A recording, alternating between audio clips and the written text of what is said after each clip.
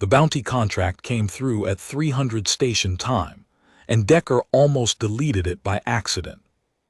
He'd been cleaning his sidearm at the table in his berth, the kind of mindless work you do when you can't sleep and don't want to think. The notification chirped once. He wiped solvent off his thumb and read it. Read it again. Then he set the gun down very carefully because his hands had gone slightly strange. The mark was a human woman. That alone wasn't unusual.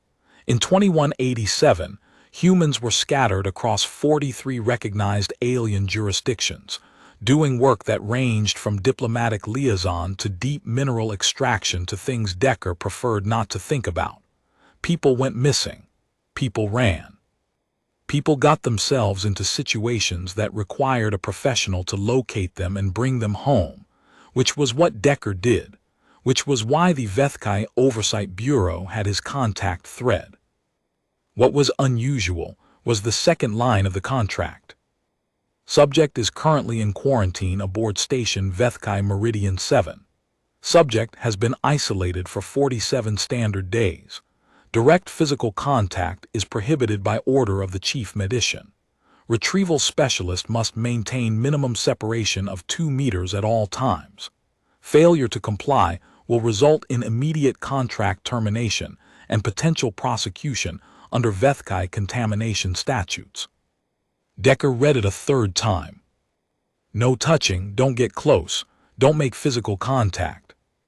Get her out of quarantine and deliver her to the AI Medicine facility on Tura Station, alive and within the 2-meter limit, and he'd receive 42,000 credits, which was more than he made in a year of routine work and enough to keep him out of the cheap berths for the next 3. He accepted the contract. He shouldn't have. He knew it the moment he pressed confirm, but 42,000 credits has a way of making a man's judgment go quiet, and he told himself it was just a retrieval. He'd done hundreds of retrievals. He knew how to not get attached. He'd been wrong about that before. The transit to Meridian 7 took 4 days in a borrowed courier ship that smelled of recirculated ammonia and whatever the Vethkai used instead of engine lubricant. Decker spent the time reading the case file, which the Bureau had provided in exhaustive detail. Exhaustive in a way that felt, the more he read it, less like transparency and more like a very careful arrangement of information to conceal something specific. The woman's name was Marin Cole, 31 years old, xenobiologist, seconded 2 years ago to a joint human Vethkai research initiative studying the power generation systems of deep station reactors. She'd been stationed on Meridian 7 for 14 months before the quarantine order went up. Reason given: accidental exposure to an unclassified biological agent during a maintenance cycle. The Bureau file included 47 days of medical reports, all generated by the Vethkai medicians aboard the station. The reports were thorough and comprehensive and told Decker almost nothing. Her condition was described as progressive cellular disruption consistent with Vethkai Stage 3 biotic contamination. Her prognosis was described as guarded. The treatment being administered was described as standard protocol. 47 days of standard protocol, and she was still alive, which meant either she was tougher than her file suggested, or the standard protocol was doing something other than treating her. Decker flagged that thought and kept reading. On page 31 of the medical file, buried in a footnote about equipment sterilization, he found the thing the Bureau had tried to hide in plain sight. All direct contact attempts by Vethkai medical personnel resulted in adverse skin response in subject. Contact methodology has been adjusted accordingly. Treatment is now administered via remote application instruments only. He read it twice. Then he understood what the no-touch clause in his contract actually meant. It wasn't protecting him from her contamination. It was protecting her from them. Meridian 7 was a deep station, one of the Vethkai's preferred installation types, sunk 300 meters below the surface of a high-pressure ocean world called Tyvan's Deep. From the outside, it looked like a cluster of pressurized spheres connected by articulated tunnels, the whole thing anchored to a geothermal vent that powered its reactors. Inside, it smelled of brine and machine oil, and something vegetal that Decker couldn't identify, some biological compound the Vethkai used in their environmental systems. The station was enormous. It had been built to house 200 Vethkai researchers and a staff complement of 30. As of his arrival, it housed 11. The duty officer who met him at the docking ring was a Vethkai named Vessel Coordinator Feth. The Vethkai were a tall species. Feth stood 2.5 meters, with the characteristic pale blue-gray coloration of the deep station cast, 8 functional limbs arranged in 2 sets of 4, and a face that read to human eyes as somewhere between a mantis and an elaborate ceramic mask. They communicated through a combination of subvocal resonance and precise limb positioning, and the translation unit clipped to Decker's collar rendered everything in a flat synthesized English that stripped out all nuance and left only words. "Retrieval specialist," Feth said through the unit. "Your credentials have been verified. We will take you to the subject." "How is she?" Decker said. Feth's upper limbs arranged themselves in a configuration the translator rendered as, "She persists." That was not the same thing as fine asterisk, and Decker noted the difference. They walked for 10 minutes through corridors that narrowed as they went deeper into the station. The lighting shifted from the blue-white of the common areas to something amber and low, which the Vethkai apparently preferred for the medical wing. The walls here were textured, a biological compound, Feth explained without being asked, that absorbed and neutralized ambient biological agents. Decker didn't touch them. The quarantine room was behind 3 pressure doors, each one requiring Feth's biometric clearance to open. Each door was thicker than the last. By the third one, Decker had the distinct and uncomfortable feeling that the architecture was less about keeping something out and more about keeping someone in. The room beyond was large enough to be a small laboratory, which it had apparently been before its conversion. The equipment had been pushed to the walls and covered with sterile sheeting. In the center, under the amber light, was a medical support frame, a reclining structure with monitoring filaments attached at multiple points, and in it, attached, was Marin Cole. She looked like she'd been there for 47 days. She was thin in the way that people get thin when they stop eating because eating hurts, not starved but diminished, like something essential had been slowly extracted. Her hair was dark and had grown past her shoulders in the weeks of her confinement. There were marks on her arms where the remote application instruments had delivered treatment, small circular bruises in patterns that no human medical device would have left.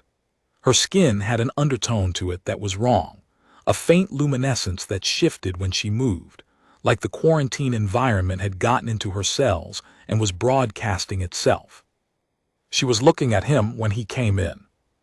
Not at Feth, at him. She'd been watching the door since before it opened, and her eyes, dark, sharp, more alert than he'd expected, tracked him across the room and stopped. "You're human," she said. Her voice was rougher than it should have been for a 31-year-old woman, worn down by weeks of talking to translation units and medical instruments. "Decker," he said, "I'm your retrieval." "Took them long enough." She didn't say it with bitterness. She said it like a fact, the way you note that a weather system took longer to pass than the model predicted. "I'm going to get you out," he said. "We need to talk about how." "You need to stand at least 2 meters away," Feth said from behind him. "This is non-negotiable." Marin's eyes moved to Feth and back. Something shifted in her expression, not anger exactly, but a kind of weary precision, like someone who has been managing their reactions for a very long time. "They can't touch me," she said to Decker. "Their instruments can. I can't figure out the mechanism, but physical contact with any Vethkai organism causes what they're calling an adverse response. My skin." She held up her arm, and he could see it more clearly now, the faint luminescence, the way it pulsed slightly at the edges. Something in their biology reads it as an attack. Their instruments don't have the same profile, but any direct contact. Burns, Decker said, because the medical report had said adverse skin response, and he translated it correctly after all. Burns, she confirmed, which is why they're very interested in getting me to Tura Station intact, and why they haven't been able to treat what's actually wrong with me. She let her arm drop. Which is why I'm still in here. Decker looked at her, really looked, the way he'd trained himself not to do when a mark was in a bad situation, because looking too closely made the job harder. 47 days in quarantine. Visible weight loss.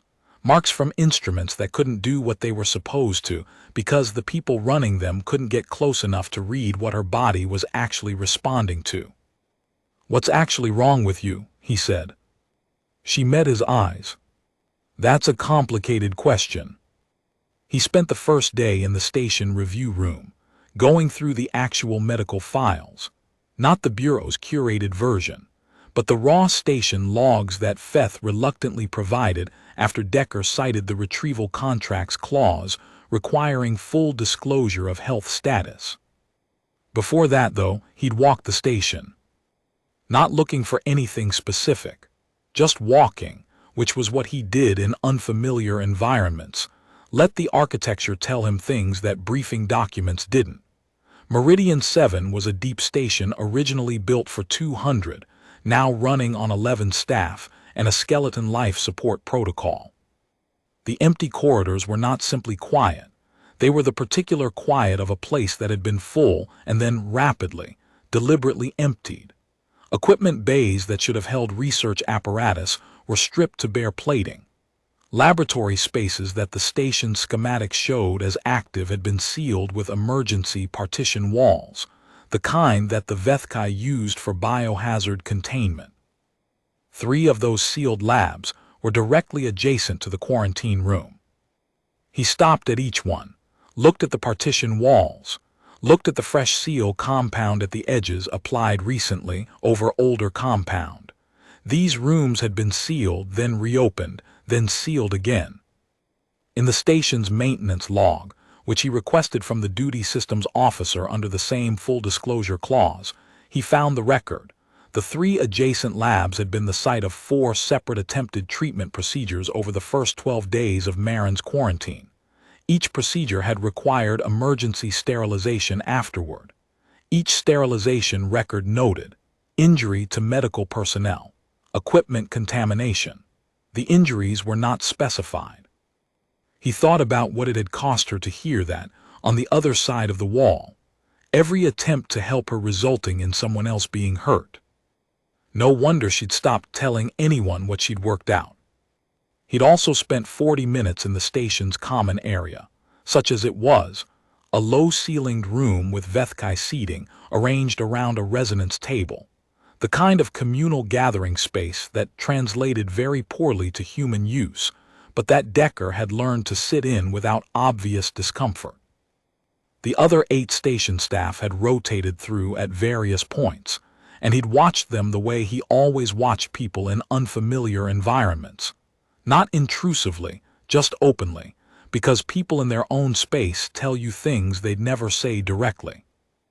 What the Meridian 7 staff told him, without saying it, was that they were uncomfortable. Not uncomfortable with him, specifically. Uncomfortable with the situation, with the 47-day presence of a human in quarantine that their training hadn't prepared them for, with a case that had outpaced their medical protocols in the first 2 weeks and hadn't caught up since. The Vethkai were not, in his experience, a species that handled unfamiliar problems well. They were exceptional problem solvers within known parameters. Outside those parameters, they tended to fall back to procedure, and the procedure in this case had stopped working on day 12, and in the absence of a better procedure, they'd been running the same one on repeat. 47 days of standard protocol. He understood why. He didn't forgive it, but he understood it. One staff member, a junior research technician who'd been present when he arrived, and hadn't left the common area when the others filtered out, finally spoke to him directly. Her name, through the translator, rendered approximately as vessel technician Oriath.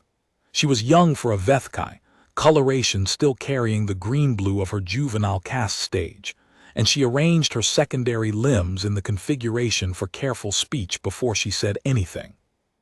"The human woman," Oriath said. "She speaks to herself sometimes. We hear her through the monitoring system." "What does she say?" Decker said. Oriath's limbs moved through something careful. "She recites scientific data, calculations, sometimes names people she knows, we presume." A pause. "Once she sang.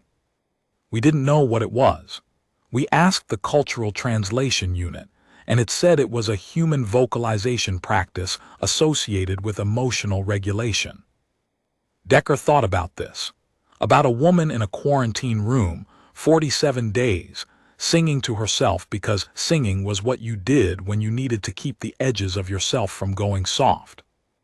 "Did anyone respond to her?" he said. Oriath's limbs moved in the configuration the translator rendered as, "We didn't know the correct protocol." He nodded slowly. He didn't say anything else because what he wanted to say was not professional, and he was still, technically, a professional. He went to the review room and read the medical files instead. It took him 4 hours to understand what he was reading, and another 2 hours to understand what it meant. Maren Cole did not have a AI biotic contamination. She had never had a AI biotic contamination. What she had developed slowly over 14 months of working in close proximity to AI deep reactor systems, was something the Vethkai medicians had no classification for, because they had never observed it in a human being before. The reactor systems on deep stations like Meridian 7 used a biological component in their energy conversion process. It was a Vethkai innovation, proprietary, and the Joint Research Initiative had been studying it because human energy engineers believed it could be adapted for human use, scaled up, made cheaper, and more efficient. Maren had been the human team's primary analyst. She'd been in direct contact with the biological components of those reactors for over a year. The components had, over time, adapted to her. The luminescence in her skin wasn't contamination. It was integration. The reactor biology had found a compatible host chemistry in her cellular structure and had begun establishing a symbiotic relationship, threading itself into her peripheral nervous system in a process that her own biology was actively facilitating. Her immune system wasn't fighting it. It was cooperating. The process was also, according to the station medician's best models, in the process of killing her. Not because the integration was hostile, because it was happening too fast. The reactor biology was propagating through her nervous system at a rate her cardiovascular system couldn't support. She was in a state of continuous low-grade crisis, not dramatic enough to be immediately lethal, but progressive, accumulative, and without intervention, terminal within weeks. The intervention required was, by Vethkai assessment, impossible. To stabilize the integration process, you needed to slow it down, regulate the biological component's propagation rate, give her cardiovascular system time to adapt. The tools for doing this existed. The Vethkai had them. But all of them required direct physical contact with the patient to calibrate correctly. Because the biological readings that told you whether the intervention was working were conducted through touch, through the monitoring sensitivity of AI limbs, which could read biological states through contact in ways their instruments could not. And every time a Vethkai medician touched her, her skin burned them both. Her body, integrated with reactor biology that had evolved specifically to interact with Vethkai organisms, read Vethkai contact as a system intrusion and responded accordingly. It was defending her. It was also preventing anyone from helping her. 47 days. Decker sat with the files for a long time after he finished reading them. Then he went back to the quarantine room. You knew, he said. She didn't pretend otherwise. I figured it out around day 12, Marin said. The medicians wouldn't tell me directly, but I had access to the monitoring data, and I spent a lot of time in those reactors. I know what the biology does. And the Bureau? The Bureau knows I'm sick and that the Vethkai can't treat me. They don't know why. She paused. Or they do know, and they're pretending they don't, because what's happened to my nervous system is significantly more interesting to certain people than a sick researcher. Decker pulled a chair to the 2-meter line. He'd started marking it in his head, the invisible boundary, and sat down. Tell me what you know about why they want you at Tura Station. She tilted her head. You've read more than the summary file. All of it. She studied him for a moment. Then, Tura Station is where the Vethkai do their xenobiology work. It's not a hospital, it's a research facility. Her voice was level, precise. They want to study how the reactor biology integrated with a human nervous system, because if they understand the mechanism, they can control it, make it work on their terms. The research initiative was always about the reactors, but what happened to me is more valuable than anything the initiative was supposed to produce. She glanced down at her arm. I'm not a patient to them. I'm a data set. What do you need? Decker said. She blinked. It was a small reaction, but he caught it a slight recalibration, like she'd been braced for a different question. What? To stabilize, to slow the integration process so your cardiovascular system can catch up. What would a human medic need to do it? Marin was quiet for a moment. The luminescence in her skin pulsed. He was starting to read it like a tell, brighter when she was under stress. The Vethkai instruments almost had it early on, she said carefully. Before they realized the contact issue, the principle is correct. You need to regulate the propagation rate through controlled biological feedback. Applied pressure at specific points along the integration pathway triggers a damping response, slows it down. She stopped. Applied pressure, Decker said. Touch, she said. You have to touch the right places in the right sequence and hold the pressure long enough for the biology to read it as a stabilizing signal rather than an intrusion. She met his eyes. It won't burn you. The biology adapted to Vethkai physiology and the reaction is specific to them. You're human. Your tissue chemistry is the same as mine. To the reactor biology you'd read as an extension of the host. She stopped again. Then quieter. I've been working this out for 6 weeks. I know exactly what would help. And I haven't told the medicians, because the medicians would relay it to Tura Station, and Tura Station would work out a way to replicate it with instruments so they could take me there and study me. Why are you telling me? She didn't answer for a moment.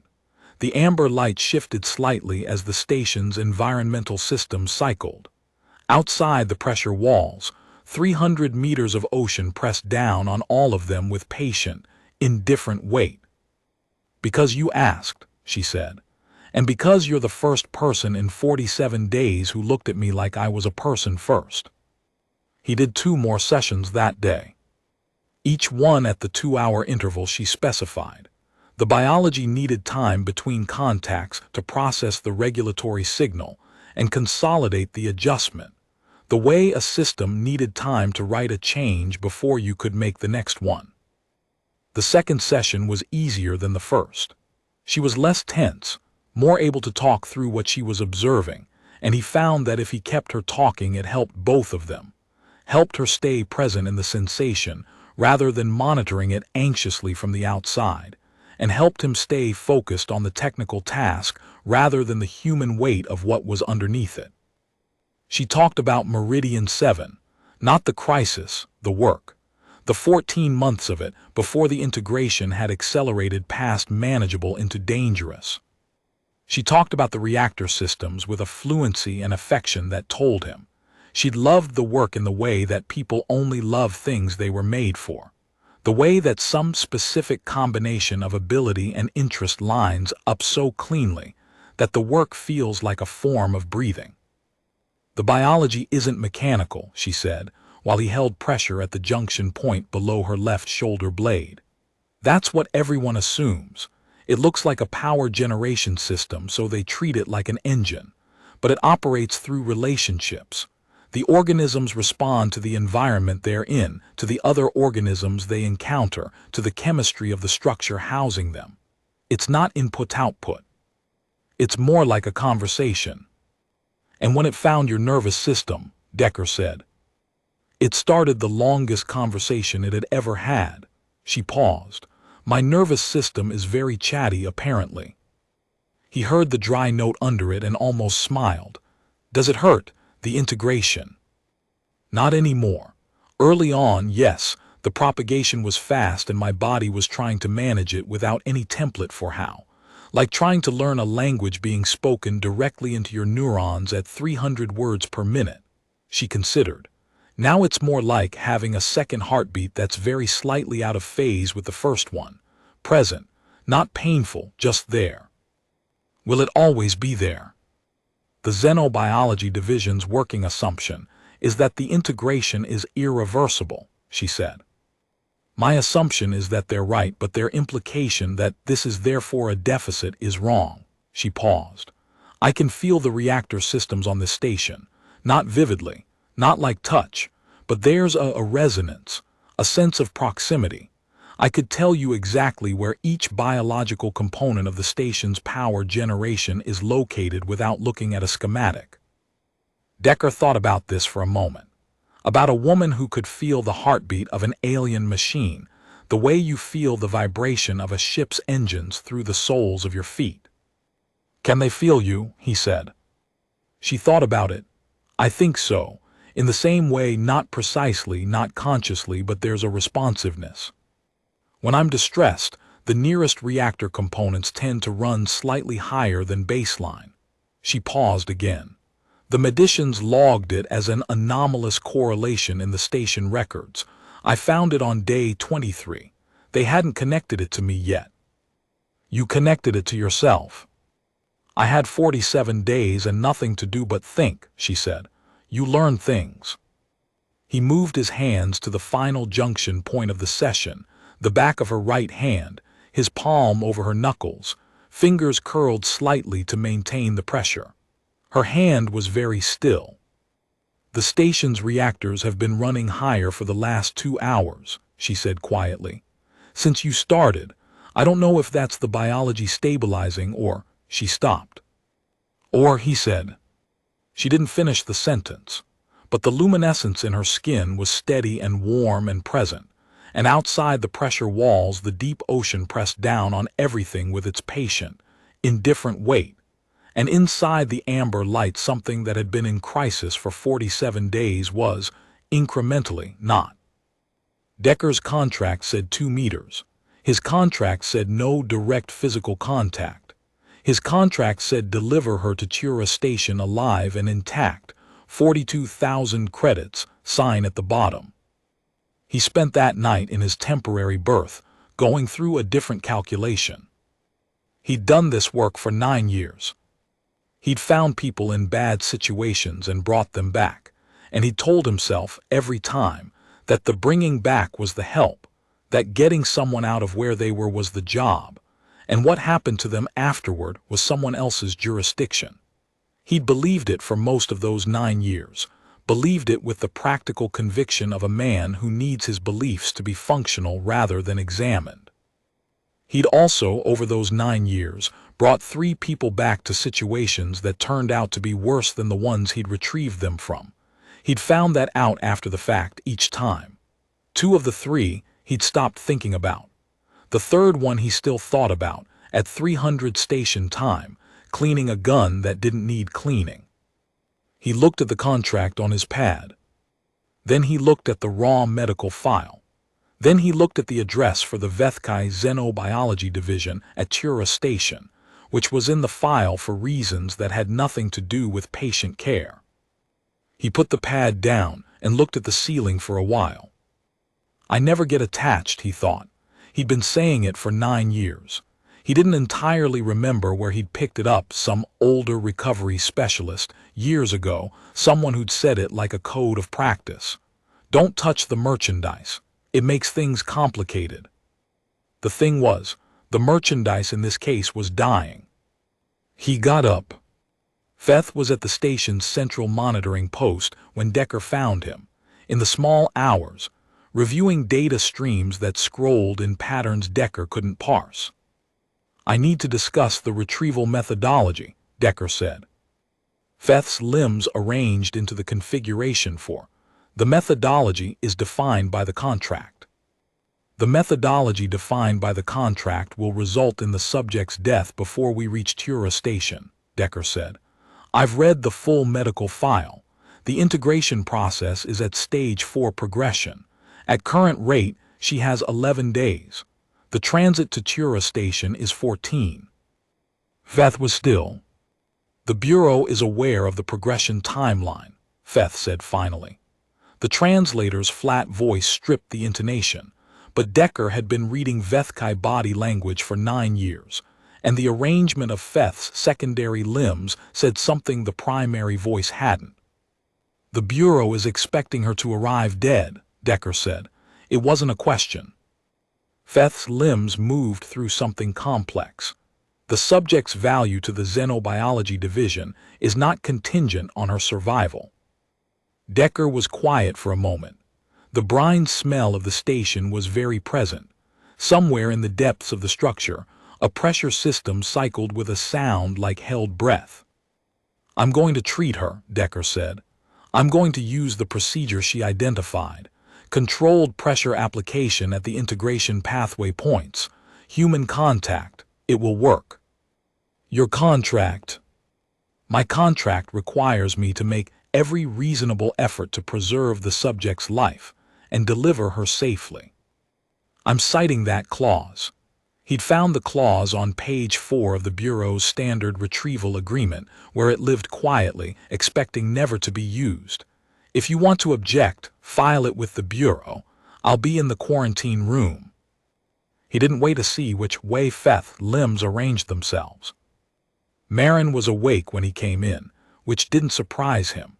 He had the impression she slept as little as possible, conserving consciousness the way you conserve fuel when you don't know how long the supply has to last. "The medicians know you're here," she said. "Yes." "They'll report it to the Bureau." "Also yes." He moved a chair to the edge of the 2-meter line. Then he looked at the line, thought about it, and moved the chair across it, set it down 3 feet from her support frame. She watched him do it without expression, though the luminescence in her skin shifted, brightened slightly. "Tell me the sequence," he said. "I'm going to need exact locations and pressure duration." She looked at him for a long moment. "You know what this does to your contract?" "I've thought about my contract." 42,000 credits. "I've thought about that too." She was quiet then. "Why?" It was such a simple question, and he didn't have a clean answer for it. He had the truth, which was messier. He thought about the 3 people he'd brought back to worse situations. He thought about 9 years of I never get attached and what that code of practice had actually cost him, tallied up over time. He thought about 47 days of a woman working out, alone, exactly what would save her life, and not telling anyone, because she'd correctly assessed that no one around her would use the information to help her. "Because you're a person first," he said, "and I should have said that myself." Marin Cole looked at him for a long time. The amber light moved. Outside, the ocean pressed down. "Okay," she said, "write this down." She talked him through it with the precision of someone who had been preparing for exactly this conversation for 6 weeks, which she had. The integration pathway mapped along the peripheral nervous system in a pattern that roughly corresponded to the body's lymphatic structure, not identical, but analogous. The points that required pressure were at the major junctions, base of the skull, the inner aspect of both elbows, the lateral points of the ribcage, and the back of both hands. The pressure had to be sustained for a minimum of 90 seconds at each point. It had to be firm, not aggressive, but deliberate, the kind of contact that communicated stability to the biological system. And it had to be warm, because temperature was part of the signal. The reactor biology had evolved in organisms that ran warmer than most of the species it now found itself embedded in. Human body temperature was, he gathered, functionally perfect. "I'm going to start at the base of your skull," he said. "You tell me if anything feels wrong." "It won't," she said. But she was tense. He could see it in her shoulders, in the careful stillness she was holding. "When did someone last touch you?" he said. Not as a tactic, just because it mattered to know. She thought about it. "Day 3, she said. "When the first medicine tried the initial contact protocol, before we knew what was happening." A pause. "It hurt them. I stopped. I didn't want to." "Okay," he said, quietly so it didn't land like a clinical confirmation. "Just okay. I hear you. We're going to do this differently." He put his hand against the base of her skull, fingers spread, palm warm, and held the pressure steady. She went very still. The luminescence in her skin did something he hadn't expected. It didn't brighten, it calmed. The pulse of it slowed from its agitated rhythm and began to settle, like a system that had been running in emergency mode for weeks and had just received the first signal that the emergency was over. It wasn't immediate. It took 30 seconds of held contact before he could see it clearly, but once he could, it was unmistakable. Her shoulders came down. It was such a small thing. The drop of 2 shoulders in a person who had been holding herself carefully upright for 47 days, but it hit him somewhere he hadn't been expecting. 90 seconds, he said, keeping his voice even. "I know." Hers was less even. Not fragile, not breaking, but changed, like something that had been sealed had opened a small amount. "The biology is responding. I can feel it. She stopped. "It's been a long time since anything felt like it was working." He counted the seconds in his head. At 90, he moved his hands to the inner aspect of her left elbow and held steady there. "Tell me about the reactors," he said. "You worked in them for 14 months. What did you learn?" She blinked. "You want to talk about reactor biology right now?" "I want you to have something to focus on that isn't the fact that I'm touching your arm," he said. "And I'm genuinely curious." The Bureau file said the joint initiative had findings that were going to change deep station power generation.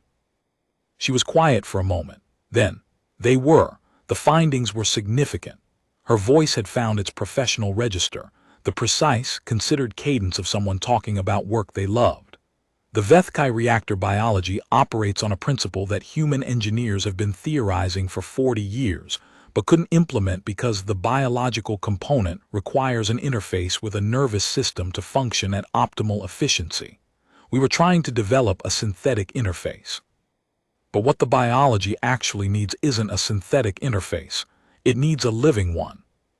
A biological host that it can develop a reciprocal relationship with. She glanced down at her arm, where his hand was holding pressure. The luminescence was quieter now, steadier. "What happened to me was supposed to be impossible. Human and Vethkai biology are too different. Every model said the reactor organisms would treat human tissue as incompatible and fail to propagate." "But your immune system didn't fight it," Decker said. He moved to the right elbow. "My immune system has always been atypical. I have an unusual tolerance for environmental biological agents. It's why I was selected for the Meridian posting." A pause. "It's also, apparently, why I'm a very interesting research subject." "You're more than a research subject." She didn't respond immediately. He could feel through his palms the way her pulse was changing, slower, more regular. The integration biology was doing what she'd predicted. It was reading human contact as host-adjacent, as stable, and it was adjusting its propagation rate accordingly, slowing the cascade that had been outpacing her cardiovascular system's ability to adapt. "I sent a data burst to the Bureau on day 15, she said after a while. "Everything I'd worked out about the integration, the mechanism, the implications, what it might mean for human access to Vethkai reactor technology, full analysis." She paused. No one responded. "Because the data would tell them what you'd become," Decker said. and they'd rather have you as a specimen at Tura Station than as a researcher who understands something they don't. Yes, the word came out flat and tired. He moved his hands to the lateral points of her ribcage, on both sides simultaneously, and held steady. She inhaled slowly, not in pain, but in the way of someone recalibrating to a new sensation after a long absence of them. The Bureau's contract on you runs for 60 days, he said. After that, jurisdictional authority reverts to the Human Colonial Administration. I looked it up. She turned her head slightly to look at him. Why? Because 60 days from the quarantine order is in 13 days. And if I can get you to a human medical facility in that time, the Vethkai have no authority over you or your research. She processed this. He could see her doing it, the same precise, systematic assessment she'd applied to the medical readings, to the integration mechanism, to everything that had happened to her in this room. Her mind was extraordinary. He'd understood that from the moment she'd spoken, but watching it work in real time was something else. The closest human colonial medical facility is on Harkin's Landing, she said. 14 hours from here at Standard Transit. 11.5 if the courier ship goes to full drive. You'd be in breach of the Bureau contract. I'd be in compliance with the preservation clause and in breach of the destination clause, he said. The Bureau will dispute it. The Colonial Administration will counter-dispute. It'll take months to resolve, and I'll probably end up paying back a portion of the advance, but the jurisdiction will have shifted, and you'll be in a human facility with your research intact, and your nervous system not being studied by people who want to replicate you. Marin Cole was quiet for a long time. You looked all of this up, she said. The 60-day window, the transit time. The Colonial Administration, jurisdictional transfer. Last night. Before you came in here. Yes. She turned to look at him fully. The luminescence in her skin was the quietest he'd seen it since he arrived, a low, steady pulse, almost restful. Her eyes were very dark and very direct. Why, she said again, the same question, but the weight of it was different this time. He thought about the honest answer. He thought about 9 years and a code of practice, and the 3 people he'd delivered to worse situations, and the particular small sound of a woman's shoulders coming down after 47 days of holding them up alone. Because someone should, he said. It wasn't eloquent, but it was true. He found the information broker in the station's secondary common area, a dimly lit space that served the maintenance and logistical staff rather than the research personnel, the kind of room that exists in every installation regardless of who built it, where the people who keep the lights on go when they don't want to be found by the people for whom the lights are kept. The broker's name, through the translator, came out as something that didn't fully render.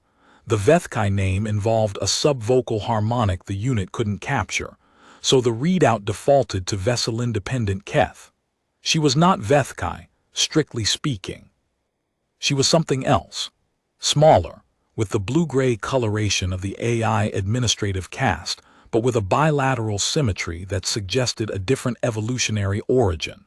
And she was wearing a hybrid garment that combined AI thermal regulation fabric with human-manufactured synthetic fiber in a way that was either deeply practical or deliberately conspicuous. She'd been watching Decker since he walked in. She had the particular stillness of someone who survives in unfamiliar environments by being extremely good at appearing to not pay attention. "You're the human retrieval," she said.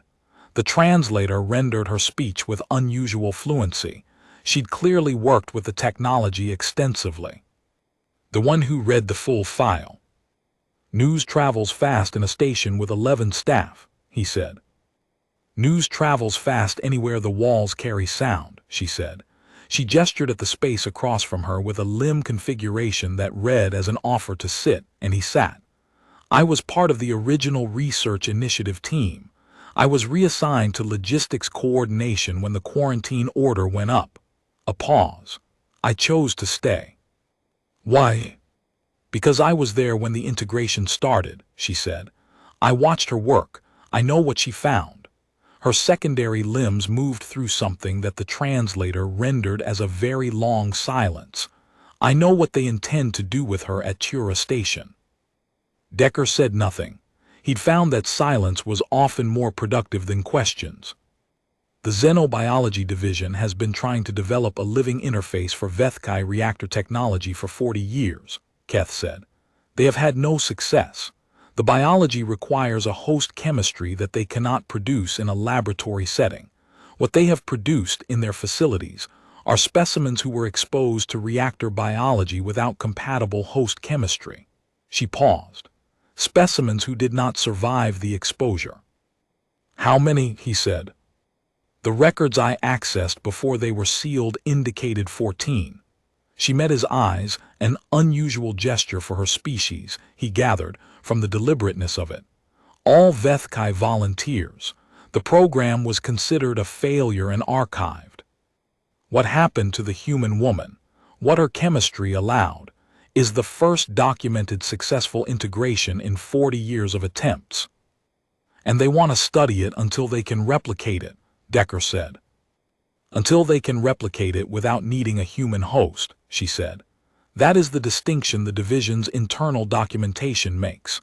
The current specimen, their word, their documentation, is the proof of concept.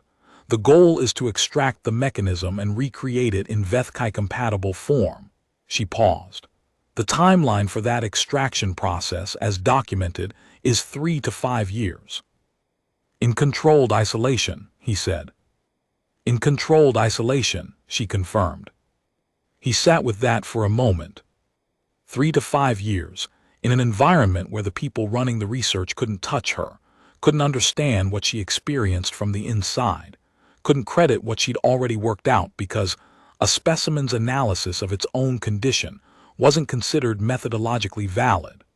3 to 5 years of being the most important data set in Vethkai xenobiology, which was also the loneliest place anyone had ever been. Why are you telling me this? He said. Keth's secondary limbs moved through a configuration he didn't have a translation for. She looked at him for a moment, that deliberate, communicative eye contact, and then she said, because I also have 14 months of data from the original research initiative, before the quarantine, before the Bureau got involved. She produced a small data node from the fold of her garment and set it on the surface between them. This is not in the Bureau's files. It is also not in the station's archival system. I have been maintaining it independently. He looked at the node. Why? Because when I watched her work, Keth said simply, I understood what she had found, and I believed that what she had found should belong to her. He picked up the node and held it.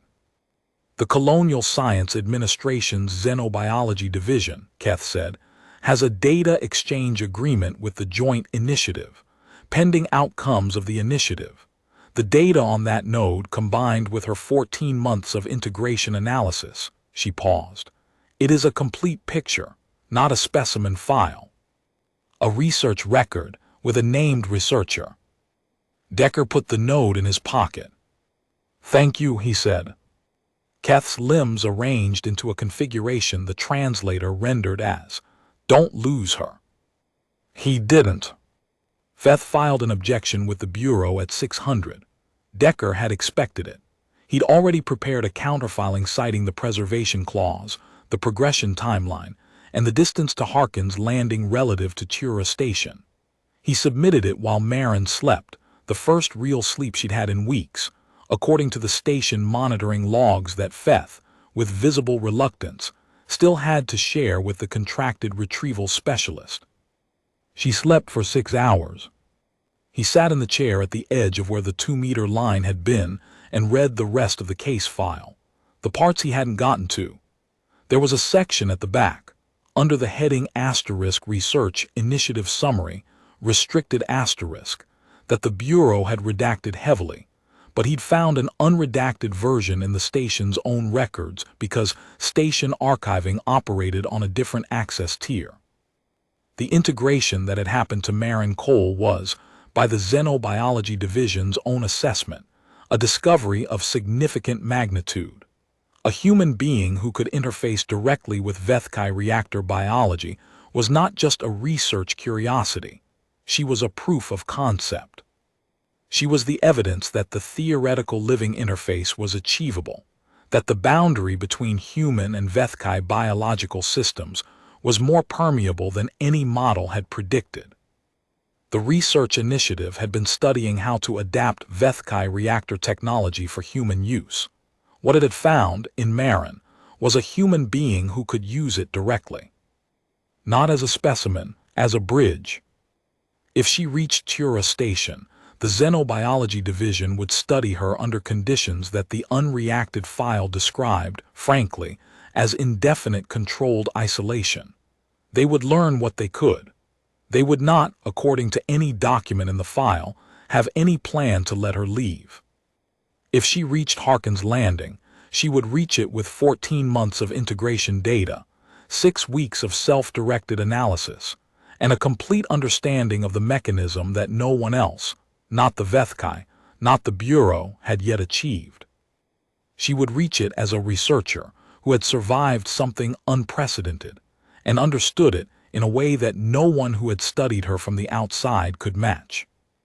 Decker filed a second document with the Colonial Administration's Jurisdictional Monitoring Office, flagging the 60-day window and formally requesting expedited review. The response came back in 40 minutes while Marin was still sleeping. Request acknowledged. Review initiated. Jurisdictional clock noted. He put the pad down. He looked at her sleeping. The luminescence in her skin had settled to something almost peaceful, a quiet biological rhythm, still present, still fundamentally changed from what she'd been before 14 months in those reactors, but no longer in crisis, no longer outpacing itself. Human touch, sustained, deliberate, warm, 90 seconds at each junction point, and the biology had done the rest, because that was what it was designed to do, not destroy but cooperate. Not invade, but adapt. It had done to her what it had always wanted to do, which was find a host it could work with, and in the absence of that working relationship being established on her body's terms, it had been running uncontrolled, damaging her through its own eagerness. One human hand against the base of her skull, for 90 seconds, had started the regulation process. He thought about what she'd said. The first person who looked at me like I was a person first.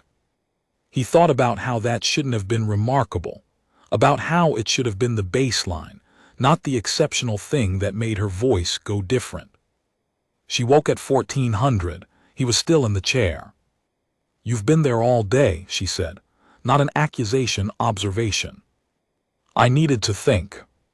And we leave at 1800. I've filed the Colonial Administration request. Feth will try to block the departure, but the preservation clause gives me operational authority over the retrieval method, and I'm citing it. He can file further objections, but they'll take time to process, and by the time they're resolved, you'll be at Harkin's Landing and the 60-day window will have closed in your favor." She sat up slowly, testing herself. The monitoring filaments of the support frame came loose one by one as she moved, and she watched them go without seeming to mourn them. Her movements were more deliberate than when he'd arrived, but more her own, less managed, less careful in the way of someone rationing her energy. "How do you feel?" he said. She considered the question with the same precision she brought to everything. "Better," she said finally. "The instability, the sense of things running ahead of themselves, it's significantly reduced. I can feel the integration, but it's not," she paused, searching for words. "It's not fighting me anymore." "Good." She looked at him. "One session of contact therapy and you're already talking like a medic."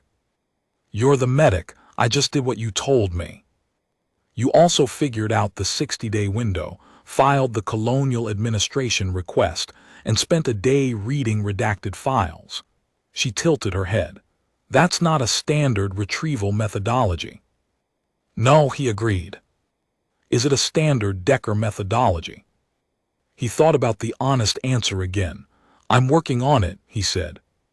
Feth met them at the docking ring with 2 station security personnel, low-caste Vethkai, both in environment suits, both carrying the restraint instruments that the Vethkai used for biohazard containment. "This departure is not authorized," Feth said through the translator. "My operational filing with the Bureau's arbitration office disagrees," Decker said. He had the filing reference on his pad and held it up. "Preservation Clause, Article 7. The arbitration office has 12 hours to respond before automatic operational authority defaults to the contracting specialist." "It's been 11.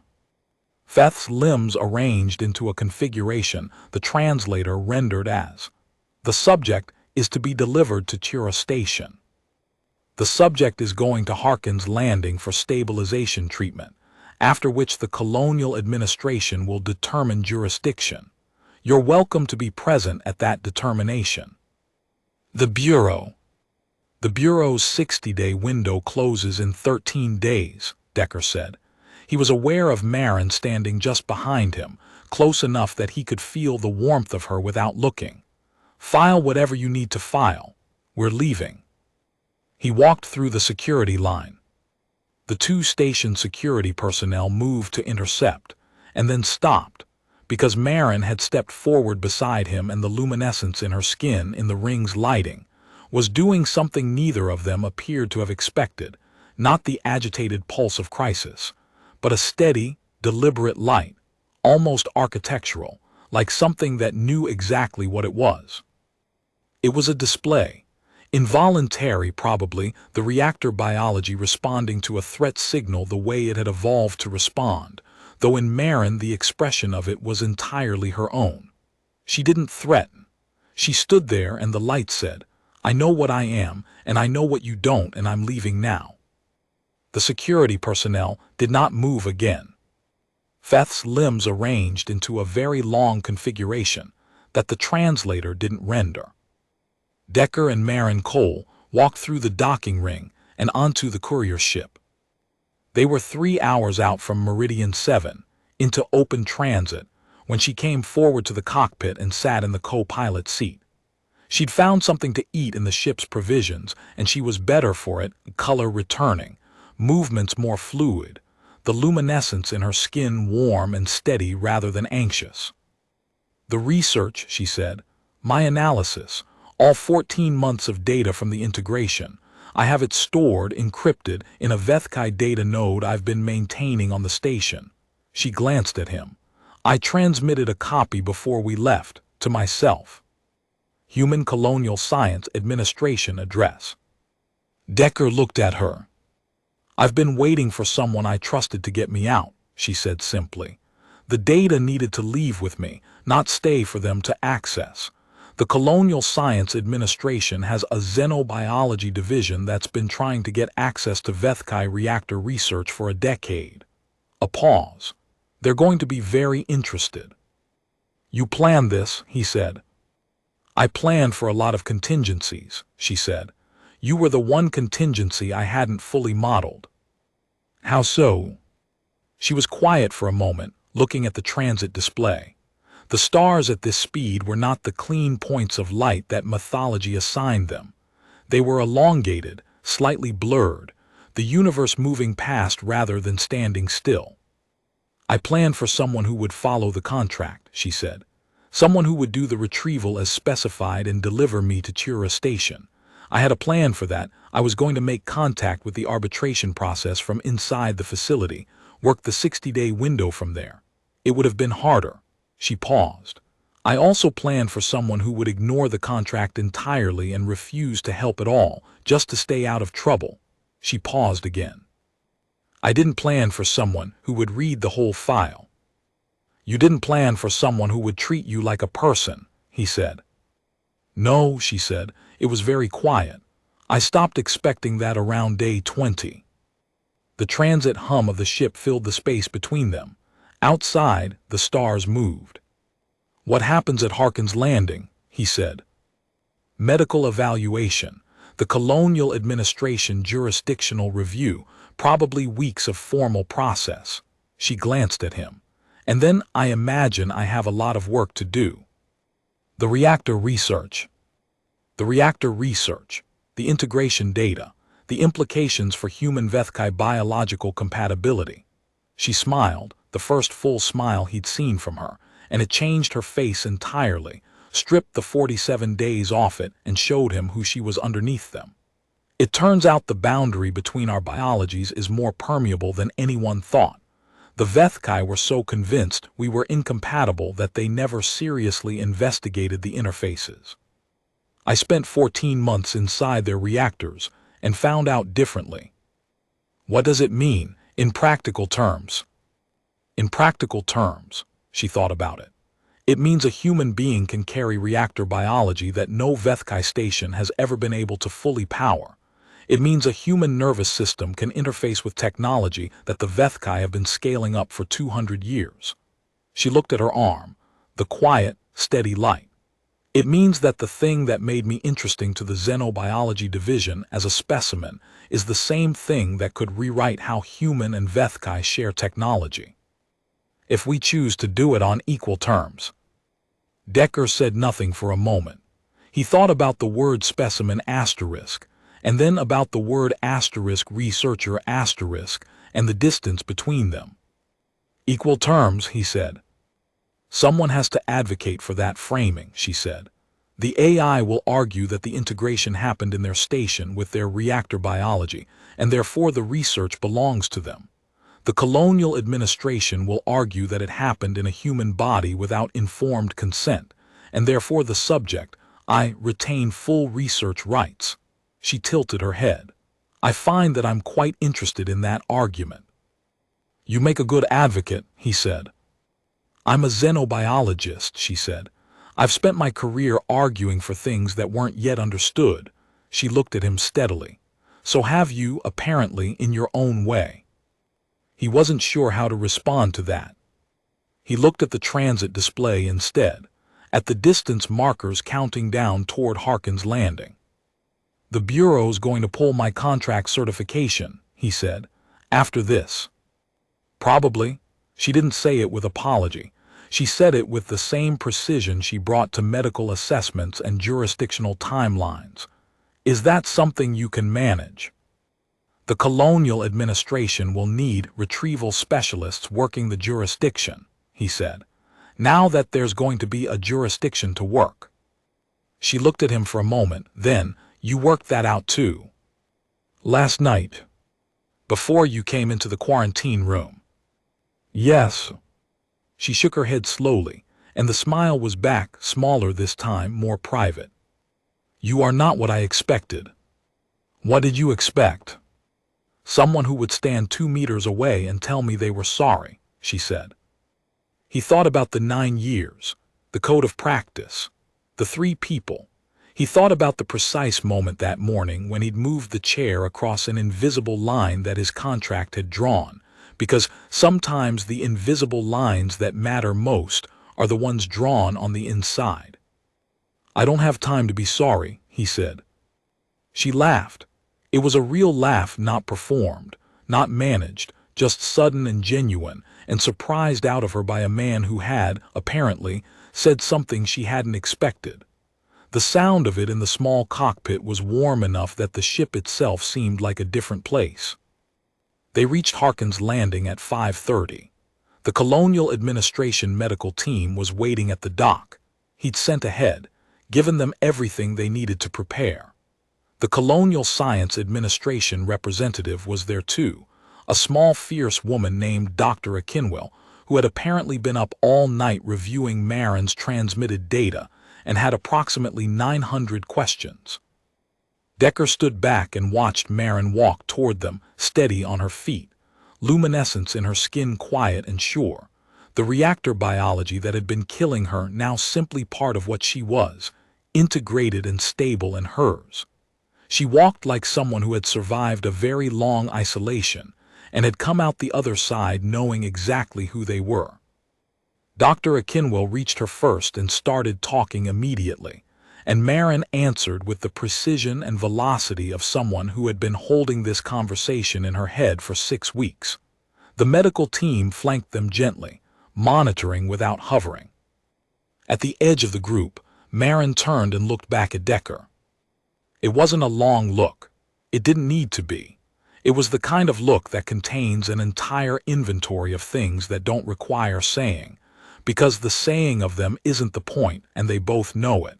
And sometimes the point is simply that you turned and looked. He raised his hand slightly. She turned back to Dr. Akinwell and the questions. The colonial administration representative had sent him a preliminary communication on the approach, a formal acknowledgement of the jurisdictional review, a note that the Bureau's contract dispute had been logged and would be processed in due course, and at the bottom, a query about his availability for future colonial administration retrieval work. He read it on his pad as the dock around him came alive with the ordinary early morning activity of a working station, and then he put the pad in his pocket and stood for a moment in the ordinary light, watching a woman who had spent 47 days being managed, monitored, studied, and feared walk toward a room full of people who had stayed up all night because they wanted to understand what she'd found. The luminescence in her skin caught the dock light and made something of it. He turned and went back to the ship. There was a lot of work to do.